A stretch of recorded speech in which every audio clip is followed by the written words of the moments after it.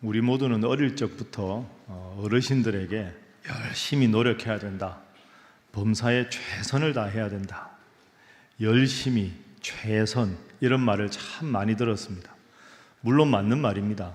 여러분들도 주위에 보면 성실한 사람, 열심히 하는 사람 다 사람들이 인정하고 좋아합니다. 그래서 아마 여러분 들어보셨을 텐데요, 1만 시간의 법칙이라는 게 있습니다. 1만 시간의 법칙 들어보셨죠?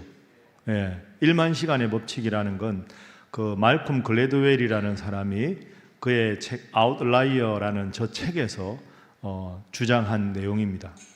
간단하게 말하면 어떤 분야에서 성공을 하고 싶으면 1만 시간 동안 열심히 훈련하고 열심히 최선을 다하면 그 분야에서 전문가가 될 수 있고 성공할 수 있다 하는 겁니다. 여러분 그렇죠? 자기가 뭔가 딱 계획을 해서 1만 시간을 어떤 분야에 집중을 하면 성공할 수 있고 최선을 다하면 좋은 결과가 있다 하는 것을 우리는 어느 정도 다 인정을 합니다. 제가 방금 여러분들에게 어느 정도 맞는 말이다 이렇게 말씀드렸습니다. 1만 시간의 법칙은 어느 정도는 맞는 말입니다. 그런데 여러분 보십시오. 현실이 꼭 그렇게만 되는 게 아닙니다. 1만 시간 열심히 노력한다고 해서 누구나 성공하느냐? 꼭 그런 것만도 아닙니다. 그래서 1만 시간의 법칙에 대한 반론이 몇 가지가 있습니다. 예를 들어서 첫 번째 반론은 아무리 1만 시간을 들여서 노력한다고 해도 개인의 특성이나 능력은 다 다른 것이다 하는 거죠. 여러분 노력한다고 모든 것이 다 그에 걸맞는 성과가 주어지느냐? 그렇지 않습니다. 제일 쉬운 예로 여러분 학교 다닐 때 한번 기억해 보십시오. 여러분이 이번에 내가 좋은 성적 받아야 되겠다, 열심히 공부하는데 가만히 보면 진짜 머리 좋은 친구들이 있거든요. 그 친구들은 나는 정말 죽을 힘을 다해서 공부하는데 별로 열심히 하지 않는 것 같고 쓱 보는데 성적은 훨씬 좋은 친구들이 있습니다. 그런 친구들 다 있으셨죠? 쟤는 어떻게 저렇게 한 번 보면 척척 저렇게 시험을 잘 보나? 워낙 머리가 천재적인 사람들도 분명히 있습니다. 그러니까 노력한다고 해서 꼭 그에 걸맞는 성과가 주어지는 것은 아니다. 왜? 개인의 능력 차가 있기 때문에. 두 번째 1만 시간의 법칙에 대한 반론이 있습니다. 그것은 1만 시간을 투자해서 성공하는 영역이 있고 그래도 안 되는 영역이 있다 하는 겁니다. 그래도 안 되는 영역의 대표적인 것이 스포츠나 예술입니다. 여러분 농구 한번 예를 들어 보십시오. 농구 선수가 열심히 농구 연습한다고 해서 다 성공하는 게 아닙니다. 농구에서 제일 중요한 게 뭡니까? 키가 커야 합니다. 키가 엄청나게 크면 슛을 아주 쉽게 합니다. 내가 아무리 열심히 노력해도 타고난 재능이 슛 감각이 뛰어나거나 워낙 신장이 큰 친구들을 상대하기는 어렵습니다. 달리기도 마찬가지죠. 마라톤 같은 달리기 할 때 심폐기능이 아직 유전적으로 뛰어나거나 근육의 밀도가 높은 그런 선수들은 훈련량에 비해서 훨씬 좋은 성적을 얻을 수도 있습니다. 예술도 마찬가지입니다. 음악이나 미술도 열심히 훈련하는 거 필요한데 타고난 어떤 예술적인 감각, 창의성, 그거 못 당합니다. 연습해서 어느 정도는 올라갈 수 있지만 결국은 얼마나 예술적인 천부적인 재능, 창의적인 곡 해석, 창의적인 미학적인 능력, 그걸 받았느냐가 최고의 전문가를 결정합니다. 자, 그러면 우리가 이렇게 정리를 해보면 1만 시간의 법칙이라는 것이 꽤 설득력 있는 이론이지만 반면에 이런 말도 가능합니다. 화면 보시죠. 제가 이렇게 썼습니다. 때로는 노력이 우리를 배신할 때도 있습니다. 노력한다고 해서 다 거기에 합당한 결과가 주어지는 것은 현실적으로는 아닙니다. 여기에 우리의 고민이 있는 거죠.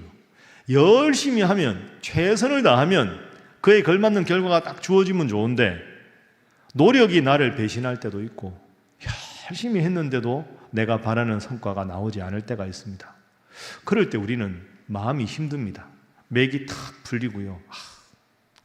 내가 하나님 앞에 기도하고 이렇게 열심히 했는데, 하나님 앞에 간절하게 노력했는데 왜 하나님은 내가 원하는 결과를 안 주실까? 그런 마음이 들 때 있습니다. 그럴 때는 신앙인이지만 마음이 어렵고 맥이 탁 풀립니다. 여러분, 그럴 때 어떻게 하십니까? 노력했지만 기대한 대로 일이 되지 않았을 때, 노력이 나를 배신한다 하는 느낌이 들 때, 우리 신앙인들은 그럴 때 어떤 마음으로 믿음 생활을 해야 하는가? 오늘은 때로 노력이 나를 배신할 때라는 제목으로 말씀의 교훈을 한번 살펴보겠습니다. 자, 여러분, 답답한 현실, 노력했는데도 안 되는 현실을 바라볼 때 세 가지를 기억하시면 좋은데요. 첫 번째는 이겁니다. 한번 따라해 보시죠. 모든 일이 다 하나님의 손아래 있다. 여러분 믿습니까? 모든 일이 내가 원하는 대로 결과가 주어지지 않아도 그것도 다 하나님의 능하신 손길 아래 있다. 이걸 우리가 기억해야 합니다. 그걸 제일 잘 보여주는 본문이 오늘 본문입니다. 자, 우리 오늘 본문 말씀 한 절밖에 안 됩니다. 여러분 다 외우시기를 바라고요. 함께 읽어볼까요? 시작. 우리가 알거니와 하나님을 사랑하는 자 곧 그의 뜻대로 부르심을 입은 자들에게는 모든 것이 합력하여 선을 이루느니라. 아멘. 따라합니다. 모든 것이 합력하여 선을 이루느니라. 여러분 믿습니까? 네. 내가 기대했는데도 안 될 때가 있고, 내가 원하는 결과가 나왔을 때도 있지만 결과가 나오지 않아서 좌절할 때도 있고 슬퍼할 때도 있고 마음이 어려울 때도 있지만, 그 모든 순간 기쁨과 슬픔과 좌절과 분노와 괴로움과 이 모든 것도 다 하나님께서 다 살펴보시고 결국은 다 좋은 길로 허락하신다. 내가 원하는 대로 결과가 주어지지 않아도 결국은 하나님께서 능력으로 이 모든 것을 아름답게 인도하실 것이다 라는 믿음이 우리에게 필요하다 하는 겁니다. 물론 여러분, 이게 쉽지 않습니다. 살다 보면 좋은 일만 많아지기를 바라고 기쁜 일만 많아지기를 바라죠. 그러나 인생이 그렇게 녹록하지 않습니다. 그 예를 우리는 구약 성경의 요셉의 예를 들어서 한번 설명을 해보겠습니다. 요셉 아시죠? 예, 모른 척 하십니까? 요셉 이야기 한번 잠깐 정리를 해보죠. 요셉은 먼저 형들에게 미움을 받아서 팔려갔죠.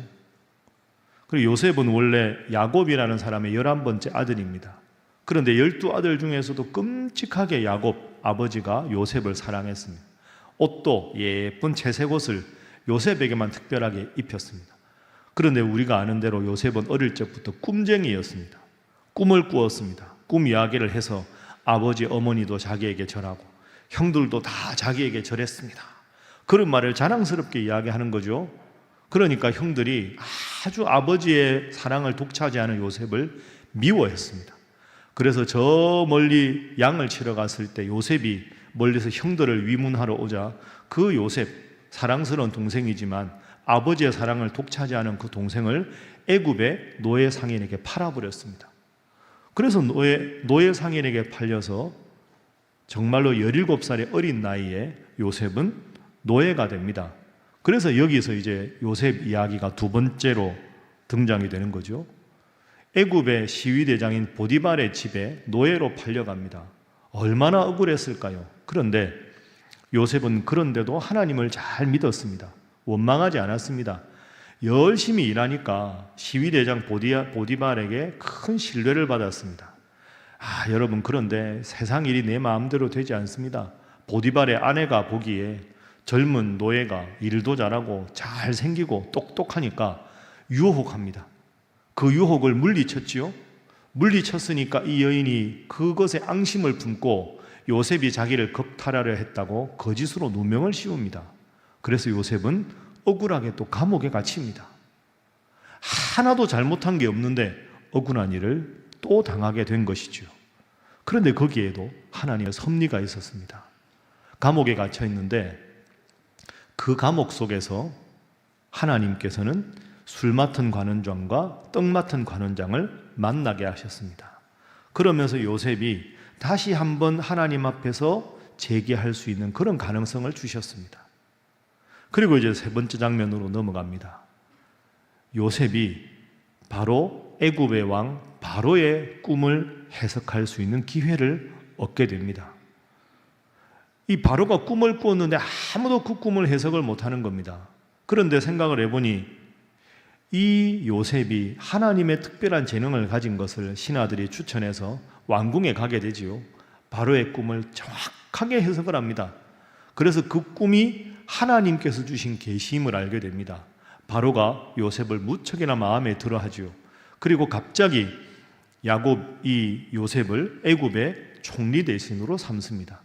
여러분, 17살에 노예로 팔려왔던 요셉이 애굽의 총리 대신이 되었습니다. 그리고 하나님께서 바로에게 주신 꿈대로 7년 풍년 다음에 온 땅에 7년 흉년이 드는데 7년 풍년 동안에 큰 곡식 창고를 만들어서 곡식을 다 비축해 두었습니다. 마침내 7년 흉년이 들었을 때 온 땅에 기근이 들어서 모두가 양식을 구걸하러 왔을 때 바로 자기를 노예 상인에게 팔았던 형들이 그 양식을 꾸기 위해서 애굽에 온 것이지요. 자기 동생이 총리가 되었을 거라고는 상상도 못하는 그 상황에서 요셉은 형들을 바로 알아봅니다. 13년 전에 자기를 노예 상인에게 팔았던 그 형들을 바라보는 요셉의 마음이 어떠했겠습니까? 그런데 여러분, 요셉을 보십시오. 얼마나 훌륭한지 모릅니다.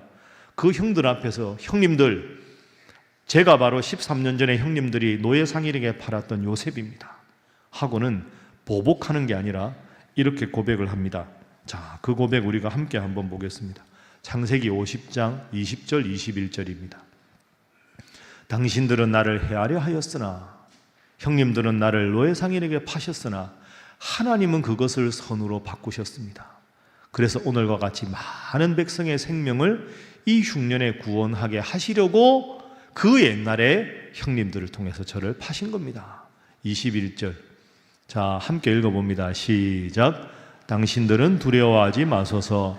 내가 당신들과 당신들의 자녀를 기르리이다 하고 그들을 간곡한 말로 위로하였더라. 아멘. 여러분, 그렇습니다. 요셉 이야기는 해피엔딩으로 끝이 납니다. 그러나 다시 한번 주목해 보십시오. 17살에 잘못이 하나도 없었던 요셉이 노예 상인에게 팔렸습니다. 그 13년 동안에 억울한 일을 얼마나 많이 당했는지 모릅니다. 그러나 그럼에도 불구하고 요셉은 하나님을 믿었습니다. 왜 내가 하나님을 믿는데 이런 어려움이 오느냐? 이제는 더 이상 하나님을 믿지 않겠다. 그렇게 말한 게 아니라 이 억울함에도 하나님의 뜻이 있으실 것이고 이 감옥 속에도 하나님의 뜻이 있으실 것이고 이 답답한 내 마음을 하나님은 알아주시리라. 그 마음으로 13년을 우직하게 견뎠을 때 애굽의 총리 대신이 되었고 그 요셉 때문에 아버지 야곱과 모든 형님들과 모든 가족들이 다 안정을 누리게 되었습니다. 여러분, 노력이 우리를 배신할 때가 있습니다. 최선을 다했는데 열심히 하나님 앞에 기도했는데 하나님이 들어주지 않으실 때가 현실 속에 분명히 존재합니다. 그러나 그럴 때 여러분, 요셉을 기억하십시오.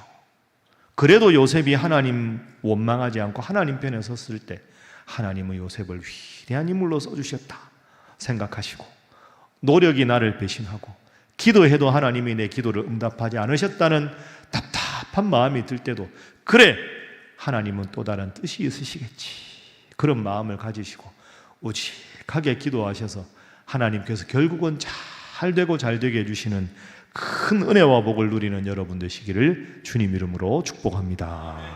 자, 우리 옆에 분들과 인사 한번 하겠습니다. 모든 일이 하나님의 손 아래에 있습니다. 자, 한 번 더 할까요? 반드시 좋은 날이 올 것입니다.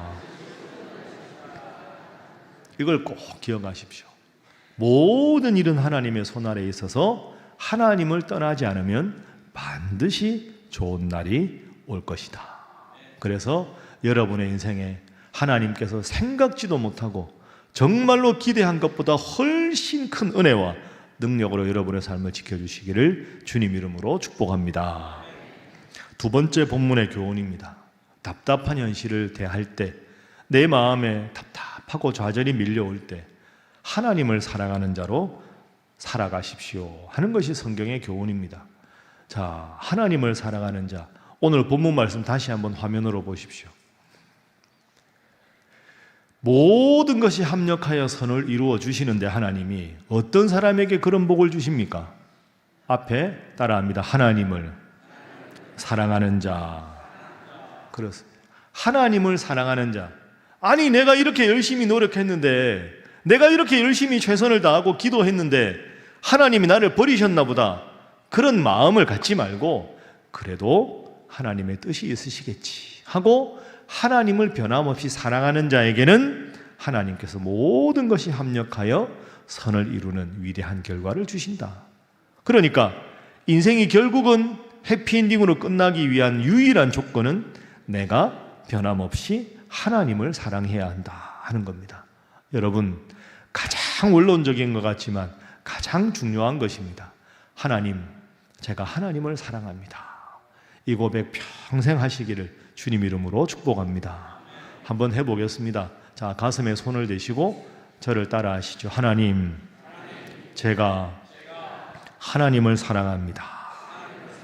다시 합니다. 하나님, 제가 하나님을 사랑합니다. 자, 눈 뜨시고요. 평생 이렇게 고백하시겠습니까? 네. 여러분, 이 고백이 참 평안할 때는 하기가 쉬운데 거듭 말씀드리지만 자꾸 일이 내 마음대로 되지 않으면 이 고백이 자꾸 내 마음에 사라지려고 할 때가 많이 있습니다. 하나님이 나를 사랑하시는 것 같은데 지금은 아닌 것 같아.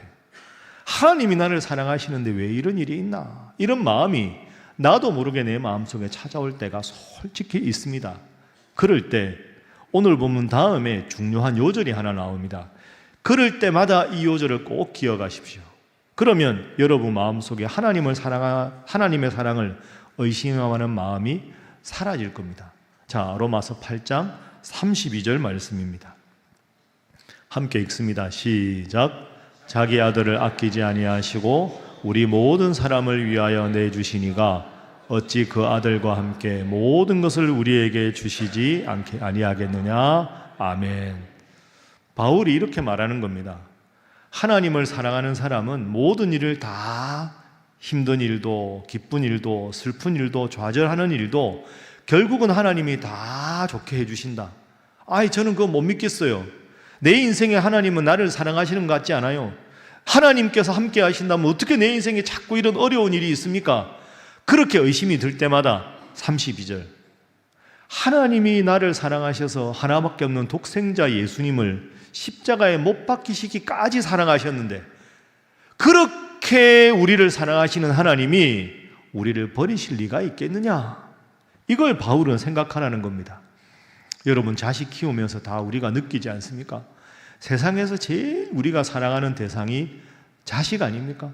자식을 위해서는 내 목숨까지 내어주고 싶은 게 부모의 마음 아닙니까? 그래서 가장 고귀한 사랑을 자식을 향한 부모의 사랑이라고 말합니다. 그러면 이 원리를 연결시켜 보면 하나님은 하나밖에 없는 아들 예수님을 십자가에 내어주시기까지 나를 사랑하셔서 나를 구원해 주셨는데, 그렇게 나를 사랑하시는 하나님이 내가 내 계획대로 일이 좀 되지 않는다고 그냥 그대로 내버려 두실 리가 있겠느냐? 아, 그렇구나.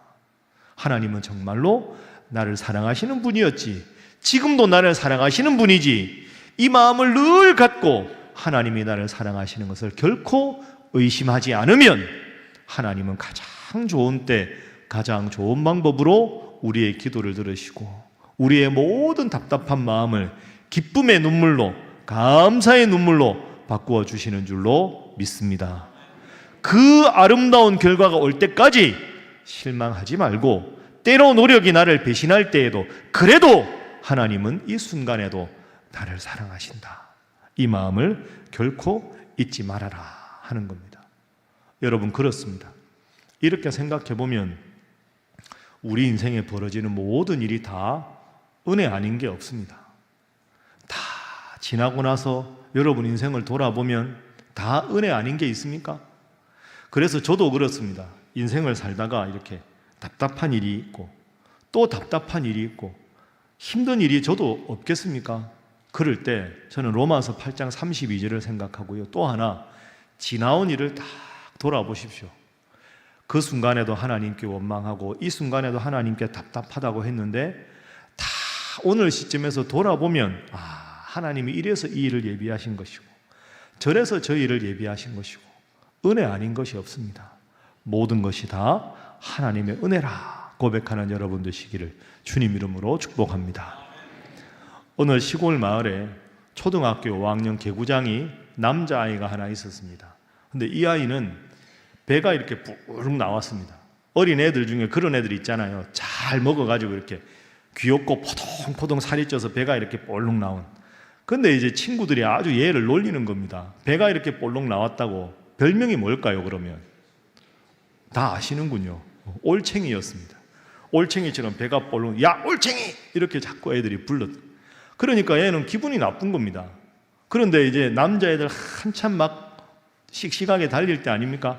달리기 해도 배가 나왔으니까 꼴찌고 뭘 해도 제대로 못하니까 친구들한테 맨날 야, 너 왜 그래? 넌 왜 그래? 올챙이야. 이렇게 이제 애들한테 핀잔을 받으니까 얘가 열등감도 있고요. 스트레스가 많은 겁니다. 친구들하고 있는데 늘 자기는 꼴찌거든요. 그런데 어느 날 개구쟁이 친구들이 모여가지고 야, 오늘은 우리 누가 제일 용감한가 담력 테스트를 한번 해보자 이렇게 이야기합니다. 담력 테스트를 뭘 하냐 하면 제가 어릴 때도 저희 마을에 그런 게 있었는데요. 철길 있잖아요. 철길인데 다리 위에 철길이 이렇게 놓여 있는데 더 이상 쓰지 않는 폐쇄된 철길입니다. 여러분 상상해 보세요. 철길이 이렇게 있다가 철길 밑에 다리가 있고 그 다리 위에 철길이 있는데 더 이상 쓰지 않으면 그 철길은 사람들이 안 다니겠죠. 그러니까 얘들이 야, 철길 한번 가봐. 그런데 문제는 그 철길 아래쪽이 다리인 겁니다. 그러면 철길을 이렇게 걷다가 밑에 내려다보면 저 밑에 물이 흐르니까 얼마나 무섭겠습니까? 야, 오늘은 우리가 누가 제일 용감한지 한번 재보자. 애들이 쫙 썼습니다. 야, 담력 테스트 1등을 누군지 한번 재보자. 내가 한번 해볼게. 애들이 씩씩하게 탁 갑니다. 근데 저벅저벅 걷다가 문제는 아래를 딱 내려다보니까 저 밑에 물이 흐르잖아요. 그러니까 용감하다고 하던 애들이 가다가 돌아옵니다. 너 한번 해봐. 다 가는데 어떤 애는 가다가 돌아오고 막 울고 뭐 퍼질고 앉아서 엉엉 우는 애, 발도 못 뛰는 애, 난리가 났습니다. 올챙이는 제일 뒤에 가만히 있습니다. 아무도 못 건넜습니다. 야, 올챙이 너도 한번 해봐. 이렇게 된 거죠. 난 못해. 너 해봐. 올챙이가 섰습니다. 올챙이 배가. 근데 얘가 이제 걷는데요. 난 잘하는 게 없는데. 그리고 이제 걷습니다. 그런데 얘가 신기하게도 저 다리 끝까지 한 번도 안 쉬고 저벅저벅 딱 걷고 쫙 돌아오는 겁니다. 1등 했습니다. 깜짝 놀랐습니다. 야, 올챙이 배, 너 진짜 용감하네. 너 1등이야. 너 어떻게 이렇게 잘했냐? 이 올챙이 배를 가진 아이가 그 무서운 다리 위에 놓인 철길을 잘 걸을 수 있었던 이유가 있었습니다. 그 이유가 뭘까요? 그렇죠. 얘는 밑을 내려다 봐도 자기 배밖에 안 보이는 겁니다. 밑을 보면 다리 밑에 물이 보여야 되는데 배가 이렇게 볼록하니까 자기 배만 나오니까 밑에 뭐가 물이 흐르는지 낭떠러진지 그 느낌이 없는 거죠. 그러니까 걔가 배가 볼록 나온 애가 1등 했습니다. 그래서 걔가 이제 그때부터는 친구들 사이에서 인정을 받기 시작했다 하는 거죠. 어른들이 그런 말 합니다. 어릴 적에 애가 잘 먹고 이렇게 배 볼록 나온 애들이 중고등학교 가서 이렇게 배가 쑥 들어가면서 키가 쭉 커서 아주 키 크고 멋진 아이로 거듭나는 경우가 얼마나 많습니까? 아마 그 아이도 그렇게 잘 자랐을 겁니다. 여러분, 이 아이에게는 배 나온 게 은혜입니다. 가만히 생각해 보면 하나님이 다 뜻이 있으셔서 여러분을 이런 상황으로 다 부르신 거죠. 내 가장 부족한 점이 때로는 나의 가장 위대한 장점이 될 수 있고, 내가 가장 잘한다고 여겼던 것이 하나님 앞에 겸손을 그리고 교만을 꺾는 도구가 될 수도 있는 겁니다. 여러분, 오늘 이 자리에 나와서 예배를 드리는 것이 얼마나 귀한 일입니까? 감사한 일입니까?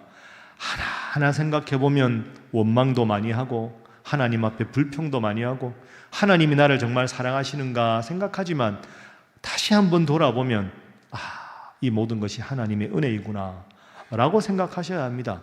하나님의 은혜라고 고백하면 그래, 내가 하나님을 사랑하면 하나님은 결국 나의 모든 슬픔의 눈물을 기쁨의 눈물로 바꾸어 주실 것이다.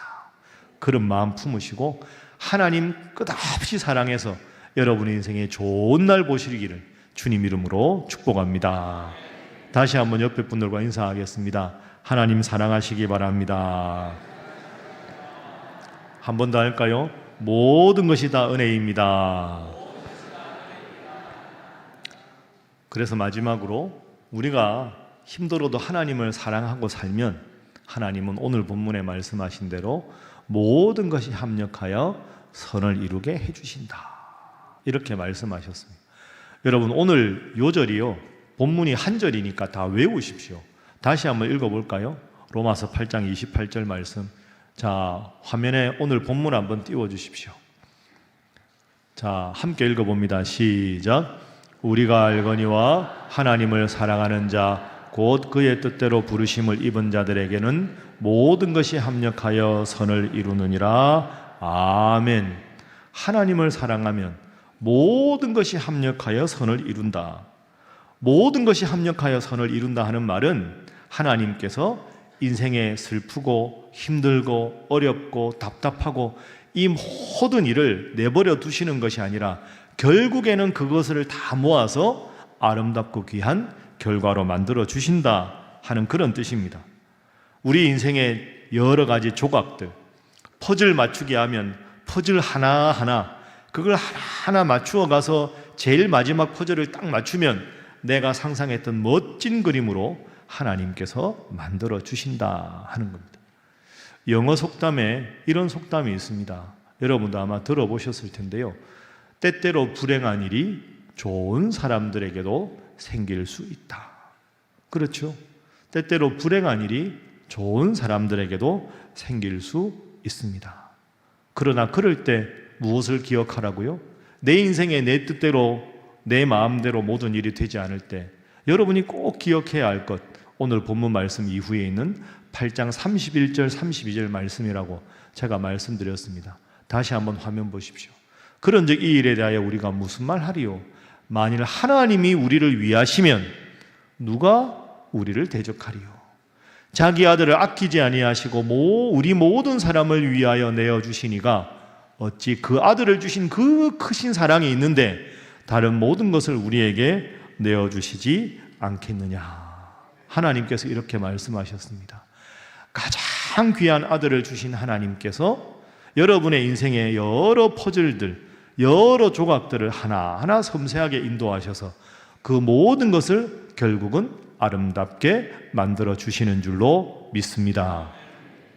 성경 구절 하나 찾아서 우리 함께 읽어보겠습니다. 베드로전서 5장 6절 말씀입니다. 힘들 때 큰 위로가 되는 말씀. 자, 화면 보면서 함께 읽어봅니다. 시작. 그러므로 하나님의 능하신 손 아래에서 겸손하라. 때가 되면 너희를 높이시리라. 아멘. 따라합니다. 그러므로 하나님의 능하신 손 아래에서 겸손하라. 때가 되면 너희를 높이시리라. 너희 대신에 여러분의 이름을 넣어서 하셔도 좋습니다. 따라합니다. 때가 되면 나를 높이시리라. 여러분 믿습니까? 하나님의 능하신 손이 우리 인생을 지키신다. 내가 하나님을 사랑하면 하나님을 버리지 않고 하나님을 사랑하는 마음을 변함없이 가지게 되면 때가 되면 하나님은 반드시 나를 높여주실 것이다. 믿습니까? 예. 그래서 인생이 때로 여러분에게 원하는 방향으로 흘러가지 않을 때, 노력이 나를 배신하는 느낌이 들 때, 베드로전서 5장 6절 말씀, 때가 되면, 하나님의 때가 되면 하나님께서 반드시 나를 높여주실 것이다. 이 말씀, 오늘 여러분에게 주시는 말씀으로 믿고 아멘 하고 그 말씀 이루어질 때까지 하나님 잘 믿고 하나님께서 모든 것을 아름답게 인도해 주실 것을 변함없이 믿는 믿음으로 인생이 아름답고 위대한 날을 보는 여러분 되시기를 주님 이름으로 축복합니다. 기도하겠습니다. 사랑의 하나님, 선하신 주님을 찬양합니다.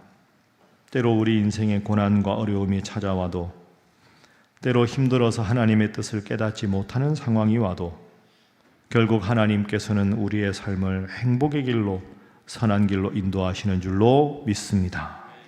그 하나님을 믿고 늘 믿음 안에 인내하며 살아가게 하여 주옵소서. 예수님의 이름으로 기도하옵나이다. 아멘.